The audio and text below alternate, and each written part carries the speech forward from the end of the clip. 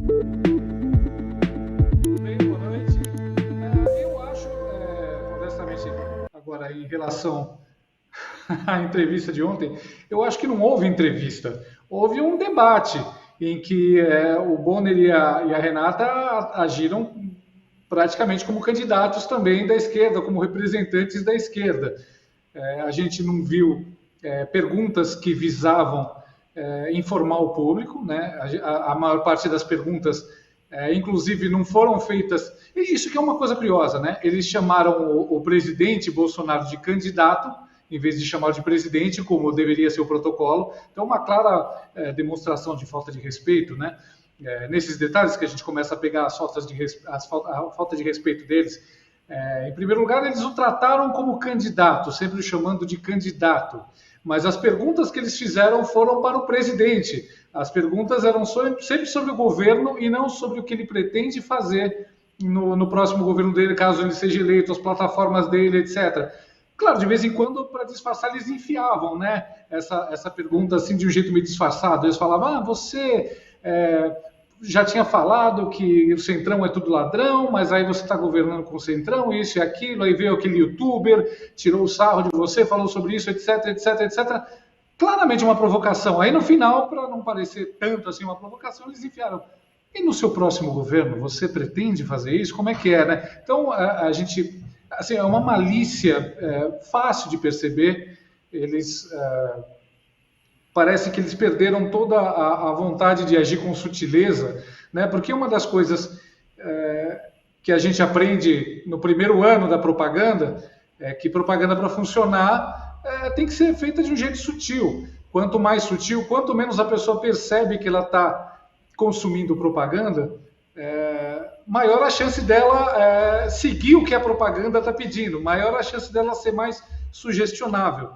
E essas pessoas, e eles simplesmente eles desobedeceram essa regra, né? Eles fizeram propaganda sim, era uma propaganda anti-governo, uma propaganda anti-Bolsonaro, mas eles fizeram de uma forma tão explícita que não teve como o público não perceber isso. E aqueles que não perceberam claramente foram alertados pelas redes sociais, porque as pessoas nas redes sociais fizeram uma festa.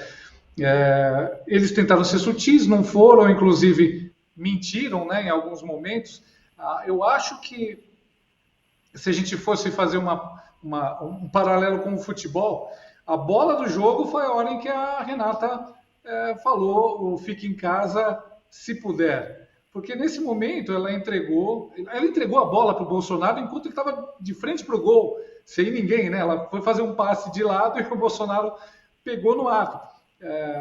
Ela entregou a parcialidade da Globo, ela entregou para todo mundo que ainda não tinha percebido o quanto que eles estavam agindo de uma forma desonesta, o quanto que eles estavam até produzindo fake news, né? Se a gente for o próprio 1984, né, tem aquela frase maravilhosa que é quem controla o passado controla o futuro. Nessa hora eles estavam tentando controlar o passado, claramente, né? Falar que não houve o fique em casa. Inclusive o Roberto Mota ele falou de um jeito brilhante, ele fez um tweet brilhante falando que ontem fique em casa, o choro é livre. Hoje, veja bem, não era bem fique em casa, é fique em casa se puder. Amanhã eles vão estar falando que nunca houve o fique em casa, que você ficou em casa porque quis. Então essa disfarçatez, ela ficou muito escancarada nessa hora, eu acho que foi a bola do jogo. Aí as pessoas perceberam que era um debate, não era uma entrevista. Eu vi alguém que minutou, inclusive, a tal da entrevista, e o Bonner e a Renata falaram por 16 minutos, né, dos 40 minutos, eram eles falando. Eles falavam, reformulavam a pergunta, e quando a resposta não era o que lhes agradava, eles mesmos davam a resposta e mudavam de assunto. Né? Quando o Bolsonaro disse que... quando o Bolsonaro falou sobre o ministro da Educação, né, quando ele disse que, se houve roubo, cadê o dinheiro? Para quem foi? Você está me acusando? E o Bonner, imediatamente, ele mudou de assunto nessa hora. Então, eu acho que eles foram com muita sede ao pote, ficaram vulneráveis, eu acho que se exporam de um jeito muito grave, acho que ficou bem claro assim que a velha imprensa ela jogou no lixo qualquer tentativa de ter mais credibilidade. E eu acho que no final de tudo, como eles investiram muito no lado emocional, né? Eles falaram assim, bom, vamos tentar desumanizar o Bolsonaro, vamos fazer perguntas sempre com cunho emocional. Ah, você chamou o cara de jacaré, o cara que toma vacina de jacaré, você xingou um ministro, você imitou uma pessoa com falta de ar. Quer dizer, eles investiram nas narrativas, na confusão, não na informação, para tentar, acho que, tirar uma reação emocional forte, tanto do público espectador quanto do Bolsonaro. Parece que não deu certo, né? O Bolsonaro estava muito tranquilo, inclusive a gente via a frustração nas redes do pessoal de esquerda falando, pô, mas o Bolsonaro está muito calmo, ele não está explodindo, né? Era o que eles esperavam abalar o Bolsonaro psicologicamente, não conseguiram. No final, eles ficaram meio que abalados